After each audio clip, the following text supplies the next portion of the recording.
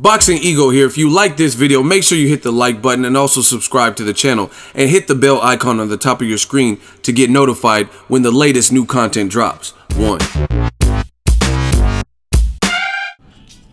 What up, Fight World? It's your boy Ego and I'm back with some more boxing. Make sure you smash the like button and subscribe to the channel.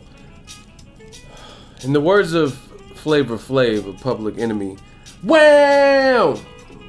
Yuriorkis Gamboa pulls a no mas. He quits out of fear of really being stopped, i.e. maybe Roberto Duran, Sugar Ray Leonard, i.e. Julio César Chávez Jr. when he fought Andres Fonfara, and it was a huge upset. So shout out to his opponent for pulling it off, and his opponent was Robinson Castellanos. He has a record of 24-12 losses, double-digit losses. Just goes to show you in boxing, you can't always rely on somebody's resume. I mean, this guy has under 40% knockout ratio, double-digit losses, and he upset a guy who was being compared when he first came through the gates as like a baby Mike Tyson. They said he kind of looked like him, had the same kind of frame, he had power like him. HBO was really plugging him. And that was Yuriorkis Gamboa. So there's guys out there like Robinson Castellanos, guys like Adrian Granados. They're much better, you know what I mean? Even Emmanuel Augustus, much better than their record shows you. That's the beauty of boxing. You never really know. Like Denzel said in Training Day, boom, you never know. You never really know. You know what I mean? You never really know. But it was sad to see, man, because boxing is, I posted about this. Now, just to give you guys a backstory, I'm in Vegas now. I'm going to the Box Expo, so I flew out here. So I was on a plane. I didn't get to watch it in real time, live and stuff, and I didn't make it to Vegas in time to watch it live. So I didn't get to see it until I got back and got settled. But I'm out here in Vegas. It's kind of hot out here. So I didn't get to watch it. I would have made this video a little bit sooner, but I just watched it. And yeah, Gamboa was in bad shape. He got dropped twice, dropped hard. He couldn't stay away from the overhand right, and he got dropped hard twice in the fight. And then you can tell he was done for. And in between the rounds, it was a no mas. He didn't want to continue. Maybe he knew he didn't have nothing left, and he was going to get stopped. And I don't know. It's crazy. I have so much to say about it because it's shocking. Robinson Castellanos was a 20-1 underdog. So again, in boxing, you never really know. And trip off this. This is the thing. He has all those losses that I told you, 12 losses. And guess who he lost to? Orlando Salido, a guy that Gamboa, in I guess what we can call his prime, he beat Orlando Salido fairly easily. You know what I'm saying? And this guy got knocked out by Orlando Salido years back. And he also got knocked out by Mikey Garcia, who's now a champion, and a guy that was, at a point in time, being linked to fight Yuriorkis Gamboa. So, guys, this guy, he has veteran experience. He stepped in with a lot of people, but he was still an underdog. And he pulled off the upset, so he moves on. And Gamboa is, I don't know, most people are saying he should retire, hang him up and stuff like that. Oh, and here's the other thing about this opponent. He fought one time last year, and guess what? He got knocked out again, KO, not a TKO, by the mandatory for Gary Russell, who Gary Russell is just now fighting in on the same night as Tank Davis. So Gary Russell Jr. is fighting his mandatory, Oscar Escandón, and he's fighting on that, it's like a dual telecast, Tank Davis versus Liam Walsh on Showtime earlier in the UK time, and then later on it's Gary Russell versus Oscar Escandón. And I remember this because my writer, Bakari, shout out to my dude, he covered this fight. Robert Guerrero was training Oscar Escandón, and he knocked out this dude that just knocked out Gamboa. It was on the card, if I'm not mistaken, it was Luis King Kong Ortiz was on that card, and also it was Saddam Ali versus Jesse Vargas on the card.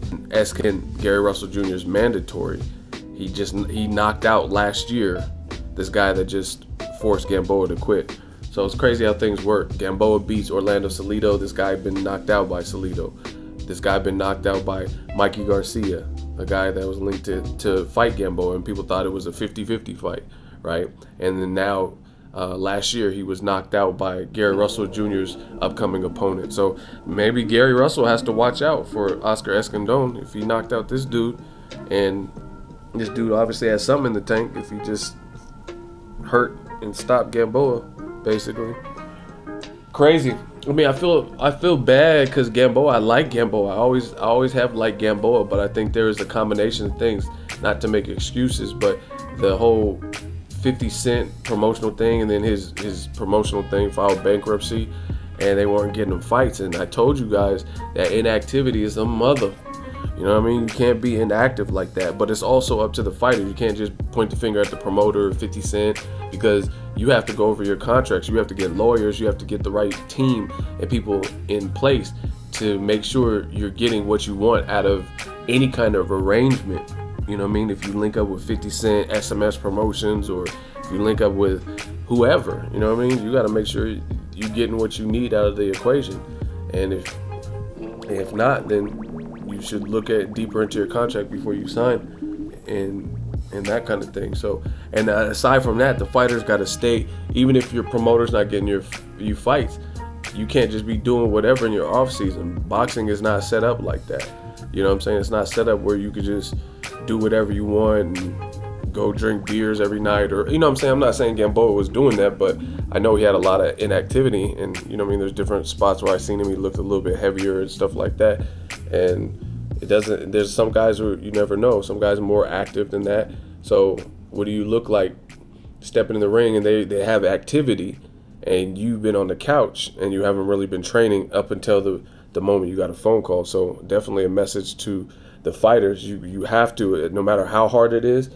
Guys like Andre Ward, guys like Mikey Garcia, they had legal trouble, they had injuries or whatever that kept them on the sidelines, but clearly they were still staying somewhat active, you know what I mean, training, keeping their weight within reason, because they came back. And Ward put on a performance versus Sullivan Barrera off a pretty long layoff, and Paul Smith, and you know what I mean, he stopped one guy, and then Sullivan Barrera, who was Kovalev's mandatory at the time, he knocked him down and won a great dominant fight, and that's at light heavyweight. And then Mikey Garcia, he beat Elias Rojas after 2.5 years or whatever it was, dealing with a lawsuit with Top Rank, and then he just became a champion in his second fight back in a new weight class. So, you know what I mean, guys like Gamboa, they can take note. Another thing, I think the Terence Crawford is a beast. Bud is a beast, and there's certain guys who, I'm not trying to make it sound like it's a curse or whatever, but certain guys, you fight them and fighters are not the same after. And it's not just only the super skilled fighters, but I see it a lot of times with super skilled fighters. Like you look at Floyd Mayweather, Ricky Hatton was undefeated, and then after the Hatton fight, you know what I mean, I think he beat Paulie Malignaggi, and then he got knocked out by Pacquiao, and then he lost to guys like Sinchenko after a long layoff. You know what I mean? Never really looked the same. Robert Guerrero, after he fought Floyd, never really looked the same. Nonito Donaire, after he fought Guillermo Rigondao, never really looked the same. You know what I mean? And certain people have that ability, and it just takes something from you. And I think Terence Crawford, in that fight, he knocked Gamboa down, I think, 4 times. So I think that was kind of one of those fights where it was a bit too much weight, and Crawford, being the skilled fighter, dug down deep, dealt with some adversity, and then he started piecing up Gamboa. And I think that, in addition to the inactivity, it just takes a lot. And that's a lot of wear and tear, a lot of miles. You got beat up on by Terence Crawford, who's clearly skilled, and in that particular fight, he rehydrated to like 155 or something, and the fight was campaigned at 135. So you basically got mopped up when Crawford got stuff clicking. You got mopped up by somebody who's like 20 pounds heavier than you, and very skilled and accurate, and was aggressive. You know what I'm saying? Even when he was getting buzzed and hurt, he was still aggressive and competitive. So I think it's just a culmination of things. Golden Boy just signed Gamboa. I thought him just fighting on that Curtis Stevens, David Lemieux undercard and then coming back already, I thought that would be almost a good thing to shake the cobwebs, because if it was his prime or if he looked the same, I wouldn't mind seeing Vasyl Lomachenko, but I didn't like how he looked in his last fight. Gamboa, when he fought on the Curtis Stevens, David Lemieux card, he didn't really look great. But, I mean, I was like, I'm not going to hold too much stock in it because he's been off for so long. So, I mean, I didn't expect him to look great. Just like when Rigondeaux, another Cuban, when he fought on the Cotto Canelo card, and he took the fight on 2 weeks' notice after Andre Ward got pulled from the card because he got injured. You know what I mean? So I don't expect someone to look sensational if they only have 2 weeks to prepare or they've been on the shelf. Because even Mikey Garcia, a very methodical fighter, when he fought Elias Rojas, he didn't look great in those early rounds. He looked a little bit ring rusty to me. You know what I mean? But again, shout out to Robinson Castellanos. He's on that Rocky hype, that Rocky Balboa, showing that you can come from behind. You have 12 losses and still pull the trigger. You know what I'm saying? He was feeling it. He's from Mexico. He was feeling on Cinco de Mayo, and he did what he had to do. And now he's back. He can go on. They call his nickname is Robin Hood, so he definitely stole from the rich and gave to the poor with Gamboa, because now I don't really know if Gamboa, I think he just, I'm not even trying to clown, but he seems done. I mean, anytime a guy quits and they're not really known for doing stuff like that, and he didn't look good in his last fight, I mean, just where does he go from here? In or around those divisions is too stacked. You know what I mean? I don't even know what weight this was at, but I do know for a fact 126, 130, all those divisions have a lot of talent. You know what I'm saying? Oscar Valdez, Gary Russell Jr., Leo Santa Cruz, Abner Mares, Jesus Cuellar, Vasyl Lomachenko. I think it was at 130. I don't know if it was a catchweight. You have Lomachenko, you have Tank Davis. It's just too many people. You know what I mean? It's too many. Tevin Farmer, you know what I mean? Who can Gamboa beat out of that pack? Looking like that, and you know what I mean, and quitting. And it didn't look like he was in terrible shape or anything. So just sad to see fighters that were once, you know what I mean, that dude go out like, and they look like a shell of their former self. So Gamboa might retire, or he might do like the Vic Darchinyan thing where he keeps fighting and then ends up losing and keeps losing to people that he might have had a chance to beat in his prime. He's just not the same fighter. And that's just how I see it. That's my post-fight. Let me know what you guys think. I am in Vegas, so I should try to get some good stuff. But I'm just kind of, I'm not, I didn't apply for the Canelo fight, so I'm not going to that. I will watch it though. But, so I'm just chilling out in Vegas. Just felt like coming out. Let me know what you guys think of Gamboa. Is he done? Drop it in the comment section. Make sure you share the video, like the video as always.